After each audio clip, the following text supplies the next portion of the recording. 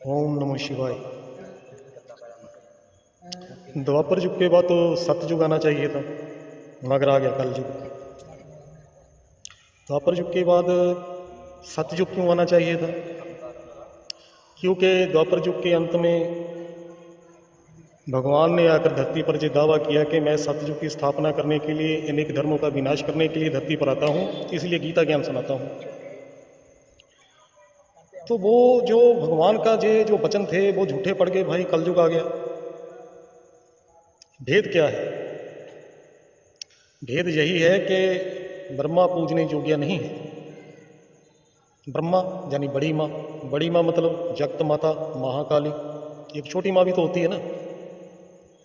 जगत माता है बड़ी माँ, भारत माता है छोटी माँ। जो बड़ी माँ है ब्रह्मा है वो पूजने योग्य क्यों नहीं है? क्योंकि वह अधूरा चंद्रमा है, ज्ञान में अधूरा है। तो भगवान ने जब ये ज्ञान दिया था तो ब्रह्मा के द्वारा दिया था। तो ब्रह्मा के मुख से जो ज्ञान के शब्द निकले, जिन्होंने सुना वो ब्रह्मा मुख वंशावली ब्राह्मण कहलाए। मगर ब्रह्मा को भ्रम क्या पड़ गया कि मैं ही भगवान हूं, यानी बड़ी माँ को भ्रम पड़ गया। तो जो मंदिरों में जो गीता पढ़ी मिलती है, इसको माता क्यों कहा जाता है? क्योंकि जो माँ ने ज्ञान दिया था, कृष्ण चंद्र माँ ने। कृष्ण माता है तो भगवान नहीं है, राम पिता है। तो आप जाने कि जब हमने कृष्ण को भगवान मानकर उसकी पूजा शुरू की तो कल युग आ गया भाई। तो कृष्ण को भगवान मानते हो, उस अधूरे चंद्रमा को जो पूजने योग्य है ही नहीं, तो जो भूल किसने की सबसे पहले? कृष्ण चंद्र ने, कि गीता का दाता मैं ही हूं, ज्ञान दाता। तो अब तक जो मंदिरों में पढ़ी गीता हम पढ़ते हैं वो कृष्ण की गीता है, कृष्ण माता की गीता है, कृष्ण चंद्र की गीता है। चंद्रमा मतलब अधूरा चंद्रमा, जो पिता ने अपने माथे पर धारण किया हुआ है, वो तो ज्ञान सूर्य है भगवान। ज्ञान चंद्रमा कौन है? माता। यह जरूर है कि माँ सर्वप्रथम हमारी गुरु होती है। माँ से ही पता चलता है कि हमारा पिता कौन है, और कोई नहीं बताता।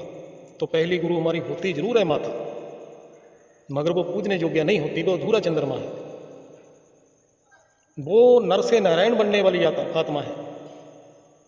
अब आत्मा ना तो नर है ना नारी है, ये आत्मिक बातें हैं, सूक्ष्म बातें हैं ज्ञान की।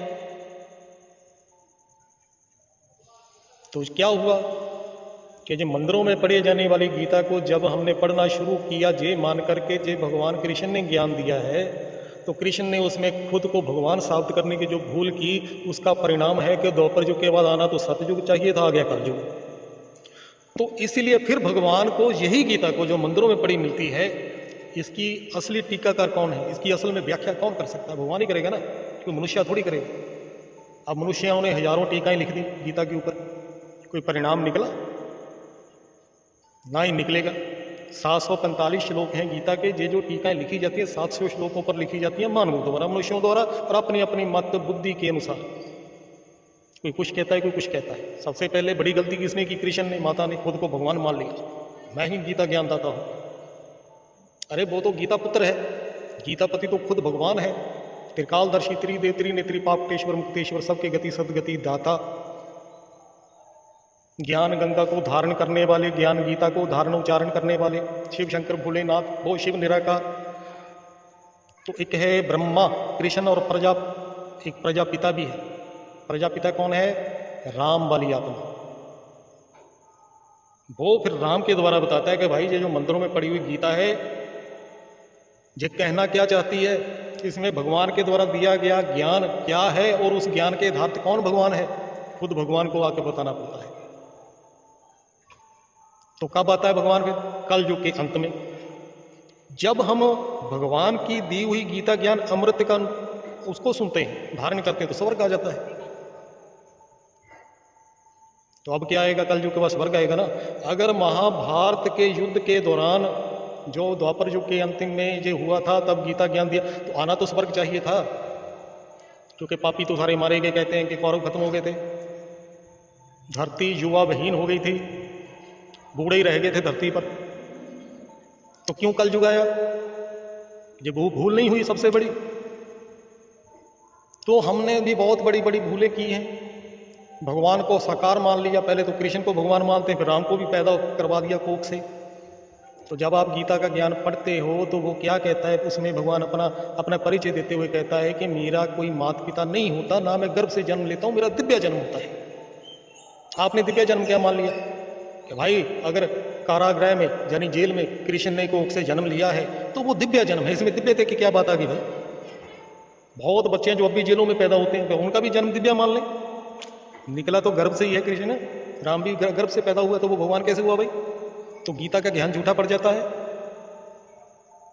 जे परम भेद है, जे कोई ब्रह्म ज्ञानी ही आपको गीता का भेद बतला सकता है। जे गीता पाठी या कथावाचक जो जे पाठ करते हैं, साप्ताहिक आपको सुनाते हैं गीता को उठाकर, जे नहीं बता सकते आपको कि गीता कहना क्या चाहती है, इसका ज्ञान क्या है।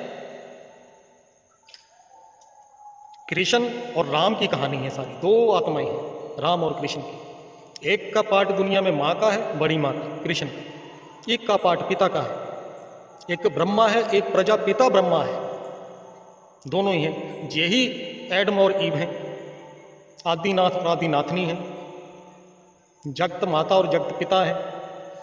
दोनों की कहानी है, दोनों की स्टोरी है, जैसे स्पिरिचुअल स्टोरी है जो आध्यात्मिक ज्ञान है। मगर अब आपको समझाए कौन? अज्ञानता की जड़ें इतनी बुरी तरह से आपकी बुद्धि में गहराई में चले गई हैं, उनको उखाड़ पाना असंभव है। इसीलिए गीता में भगवान को कहना पड़ा कि कोटों में कोई, कोई में भी कोई, कोटों में कोई में भी कोई मुझ परम पिता को पराये तन में आए हुए को पहचान पाता है। मंद बुद्धि लोग मुझे तुच्छ समझते हैं, पराये अपना भाग्य गवा बैठते हैं। अरे भाई, भगवान को तुच्छ समझने का मतलब क्या है? क्यों समझते हैं तुच्छ? अगर कृष्ण या राम ही भगवान थे तो वो तो बड़े सुंदर थे भाई, राजाओं जैसी उनकी शोभा थी। तुच्छ का तो मतलब होता है ऐसे ही, कोई उनका मजाक उड़ाता था भगवान को, कुछ कहता। क्यों? क्योंकि जिस पराये तन का भगवान ज्ञान देने के लिए आधार लेते हैं वो बूढ़ा तन लगभग 60 वर्ष का होता है, और देखने में ना वो बलशाली होता है, ना धनवान होता है, ना सुंदर होता है, बस बुद्धि में श्रेष्ठ होता है, देखने में सुंदर नहीं होता। इसलिए जब भगवान धरती पर आके ज्ञान देते हैं उस बूढ़े तन के द्वारा, तो देखने वाले तो पहले क्या है, शरीर ही देखते हैं भाई। ये ना तो राम के जैसा दिखता है, ना कृष्ण के जैसा, ना नारायण के जैसा, ना विष्णु के जैसा, ना शंकर के जैसा, ये कैसा भगवान है? तो इंसान की फितरत क्या है? वो बुद्धि का कम इस्तेमाल करता है, दृष्टि का ज्यादा करता है। भगवान तो जन्म नहीं लेते, वो तो अजन्मे हैं। ना ही वो किसी सुंदर शरीर का या बलशाली शरीर का या धनवान शरीर का आधार लेंगे, कोई गुंजाइश नहीं ऐसी रखते भगवान। वो तो ज्ञान के सागर हैं, इसलिए उसको तुच्छ समझते हैं, प्राय अपना भाग्य गवा बैठते हैं, जन्म दर जन्म अज्ञानता में ऐसे ही भटकते रहते हैं।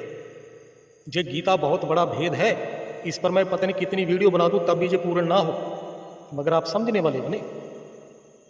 कुछ हिदायतें हैं जो मैं आपको जिस दिन जब भेद खोलूंगा ना, मैं तो पूरे तरीके से खोलूंगा, आराम से बैठकर आपको बताऊंगा कि भाई इसका परम भेद क्या है। एक गीता ज्ञान है, एक गीता ज्ञान अमृत है। एक कृष्ण की गीता है, एक राम की गीता है। कृष्ण की गीता पढ़ने से नरक आता है, राम की गीता पढ़ने से स्वर्ग आता है। अभी तो आप इतना समझ लें। जय श्री राम।